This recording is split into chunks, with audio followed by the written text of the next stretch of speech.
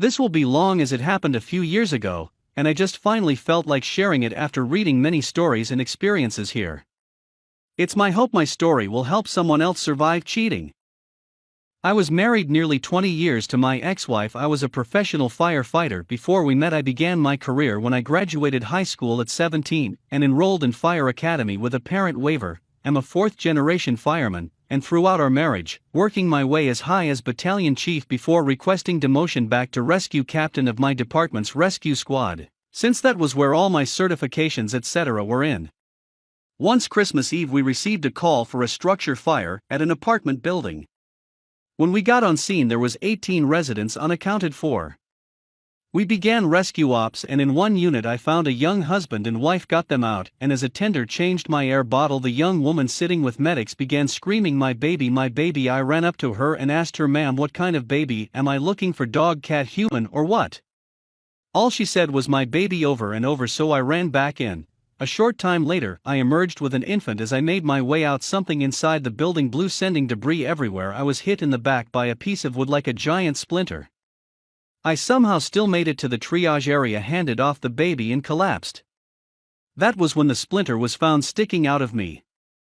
I was helicoptered to a trauma center. While on the way I passed away twice and revived. I was taken in for emergency surgery. The splinter had nicked my heart, and I was dying. My wife was called by my crew and told of what happened, and she told my crew that she was not coming. She had better things to do than to worry about my ploy for her attention, and how I was using my job to try and get into her pants. I was in the hospital for 30 days as they would not release me until they were sure I was healed enough to return home in a very rural area about 60 miles from where I worked in a real hospital. When I was released, I tried to get my wife to pick me up. She told me she didn't have time to make that drive. I had to beg for a ride home, and when I finally found one through one of my crew mates, he accompanied me into my house, making sure I was okay and not alone. We walked through my home looking for my wife since her minivan was in the driveway. When I opened our bedroom door, I collapsed to my knees as my crewman came up behind me and shouted, "WTF are you doing?" We opened my bedroom door to find my wife in bed. She had a man under her in her kitty, another behind her in her butt, and a third in her mouth. At first the thing that hit me most was the one in her butt and mouth. Things she never did with me, and that I had never tried at all, claiming I was too big and would gag her or hurt her. My friend helped me up. He took me out, then went in and gathered me some clothes to take. He took me to another friend's home where we explained what had transpired. Later on, the friend with me when I caught her told me when he went in to get things for me, the ex and her boy toys never stopped what they were doing, and he took cell phone video without them noticing. A few days later, my friends helped me find a lawyer and started the divorce process.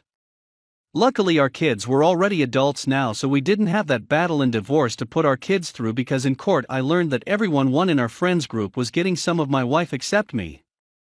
She openly admitted to doing every man in town to the judge, and how I was nothing but a paycheck, and how she always hoped I'd die in the line of duty, and she'd get that $1 million life insurance we had if I was killed on the job. When we met and throughout life, she was always sweet and naive. She was a little slow in many things, but when her mom lost everything and moved in with us for a while, that's when my wife began to change. Her mom didn't live in the same house the entire time, as we bought a small building and turned it into a little cottage on the back end of our property so we could have her privacy. Once I moved her mom out back is when I noticed the changes in her. It was hard for me to notice red flags etc., as I was the only one working, and I would work 48 on and 24 off. The normal is 24 on 48 off, but because she refused to work I had to work double, and even at times a second job to support 5 of us by myself. Wife, 2 kids, Mil, and myself. Since catching her, the home has been sold and everything split. That was mutual property, divided, sold and split etc. My crew rallied around me, being there to help me when needed, as well as to help me try to fight my way back to duty status, as well as be there when I need someone to talk to, and so on. Most of these men and women on my crew lived in the city we worked in, so it was an hour drive at least each way to assist me. I worked my ass off to get my career back. I wanted to hit the 35 years of service mark, then retire. When it came time to do my physical etc. to return to duty, I passed, but was subsequently called into the chief's office, where I was told, "Captain, you have 2 choices. 1, you can retire now at 30 years and keep your full pension and benefits, or 2, we will medically retire you and you get half." I stuttered, but I passed my return to duty tests. The answer I received was, "Captain, you are one of not the best fire rescue specialist I have ever known, but your age, your injury history, and your recent diagnosis of PTSD coupled with bipolar, the insurance company will no longer cover you due to high risk. So do you have a decision?" I retired and left heartbroken and defeated. When my now ex-wife found out, she began tormenting me over it all, trying to drive me to suicide is my guess, but instead of letting her, when I left the area, began working in animal rescue to help pass time. It was the lowest point of my life. Living in an RV trailer running an animal rescue, and no one would give me a job. Sure, I didn't need to work, but I needed something to do. I swore off women, except for my sister firefighter. I didn't socialize or date etc. for a long time. I thought I would never be in a relationship again. I didn't know if I could ever trust anyone ever again. Then it happened. I began playing what I guess you would call one of those morp games where I met a woman. We would chat, eventually exchanged numbers etc. Then 18 months later she decided she wanted to meet me, telling me, "No way, you're a perv or anything, because no one is going to invest this long to pick a target." This made me laugh harder than I ever had in my life. I'll be honest, I was reluctant at first because we had a 20-year age gap, plus we were different races. Where I live, interracial relationships are still shunned. Yes, it's Redneckville, USA, and basically still the Stone Age in many ways here, but I agreed to meet her. I can say it was the best decision of my life. She was everything I could dream of and more. She was old-fashioned like me. She was raised and believed a woman's number one job was her spouse and family, not money and a career. I have no problem with a working woman, but regardless, man or woman, family should always come before career or anything else. I guess it's kind of ironic in some way. I lost my dad to the Vietnam War, and here I am now married to a Vietnamese woman, expecting our first child November of 2021.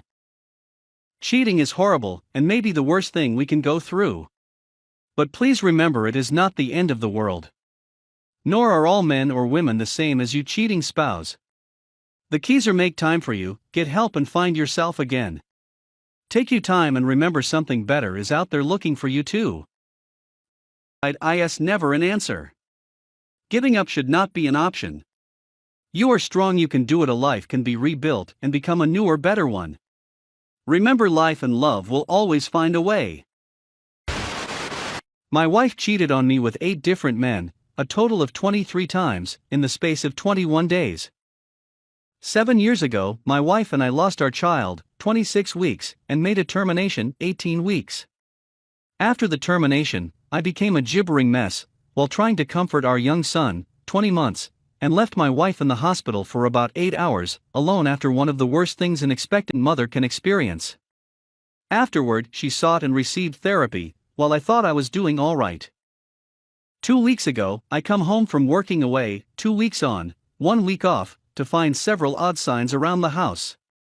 Lingerie in her underwear drawer, which she has never worn since I met her, and several sex aids packed in the next drawer down.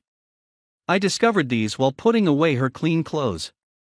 She'd also organized to stay with her sister that weekend. It had been a long while since she'd seen her sister, and I was happy to let her have some time away. Upon her departure, she sent a text to her sister letting her know that she was leaving. I noticed the previous text message was change of plans. Can I stay at your house this weekend? Now, as far as I had been aware, she had always planned to stay at her sister's. Getting paranoid, I jumped on the computer and noticed that she had been perusing dating sites. Checking the histories, she had actually been checking them 5 to 6 times per day for 4 weeks. When she returned from her sister's place 2 days later, I confronted her about these things, and she claimed that she was no longer sexually attracted to me, but loved me as a husband and didn't want to risk our family unit. She thought that with a friends with benefits on the side, she would feel better, and so we would be better. After a lot of discussions, I offered the option of allowing that FWB on 2 conditions.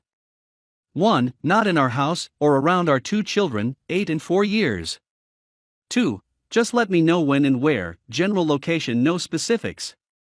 No details, no names, nothing, just an expectation of when she would be home and so forth. She agreed wholeheartedly to all of these.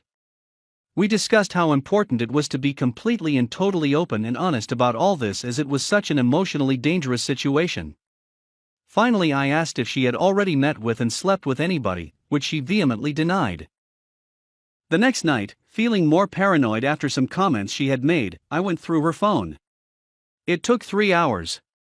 I found that she had already met and slept with 8 different men, a complete total of 23 times, in the space of 21 days. Several of them had visited our house after the children were in bed, and one had even visited with the wife while she was watching the kids at the local playground. Another one was married. A message she sent at 2:30 p.m. had asked if a visit was still possible as she had worked late, to which he replied, as long as you're gone before the wife gets home with the kids from school at 3:25 p.m. And she went. When confronted, she went ballistic that I had invaded her private communication, and declared our relationship over. I love my wife, and don't know what I should do now. While I agree that I invaded her privacy, was it as bad as what she's done? Update. 12 months ago today, I made my Reddit account because I suspected my wife of cheating on me. Before I could ask for advice, I had my proof. I made the decision then and there that her betrayal of our relationship with multiple partners meant that I could never forgive her. Our 13 years of marriage was dead. The last few weeks I've finally started to feel good about myself. We can communicate, uncomfortable, but we can, and we can both move forward. I still feel conflicted. I love her with all my heart, but I really don't like her very much. I couldn't trust her as far as I could throw her, but I wouldn't trust my kids with anyone else. I can't imagine a future without her in it, but I'm looking forward to everything I can do without her. In short, I'm pretty sure that I'm still an emotionally messed up wreck. But I can see the light at the end of the tunnel. I just hope it's not the headlight of an express train. I want to thank each and every one of you for sharing your pain and suffering. Your stories and tales of woe, and your stories of recovery and hope have helped me this far. Edit. To be 100% clear, I moved out the very next morning and will never, ever go back. Australian, so no concern about abandoning the house. Update. I'm just devastated, absolutely destroyed. Spoke to the ex-wife today, after chatting with the kids. And she tells me that she ran into the area director of DCP, our state version of CPS, while hanging off the arm of her latest conquest. Who the director knows, not just because he's not me, but because he's a local copper, and well known by DCP. And of course the ex tells the director all about how we've split up. As a result, after 5 years of working towards a guardianship order for my baby girl, I'm no longer eligible because I'm no longer the father in their eyes he is. I may be able to apply to be her respite carer, but I doubt that's possible, because I no longer live in the area. Meaning that when I pick my son up for our quarterly 2 weeks away, I won't be allowed, legally, to take her. I'm crying my eyes out right now, it's destroying me. She's been my little princess since we started caring for her at 4 days old, and now she's just gone. And she won't understand, due to her autism, why daddy can't take her too. And that's going to destroy her, and my son as well. She's won. She's destroyed my life, she's destroyed my relationship with my kids, and she's got the whole world thinking she's a wonderful person. Edit. So, she's been in our care since 4 days old, and her bio family have never had anything to do with her. I just been told that, until our next major review, they are happy to consider me as her foster dad still, but after that I will, possibly, be considered a respite carer only. Not what I wanted, but better than nothing. If, and I stress if I get approved as a respite carer, I'll be held ransom about when I can have her. The divorce decree was today, and in 1 month and 1 day it'll be official. She'll keep cheating on her new fiancé because that's who she is. But I'm just going to quietly celebrate. And raise a glass in solidarity and hope for those of you who are struggling with the betrayal you've suffered.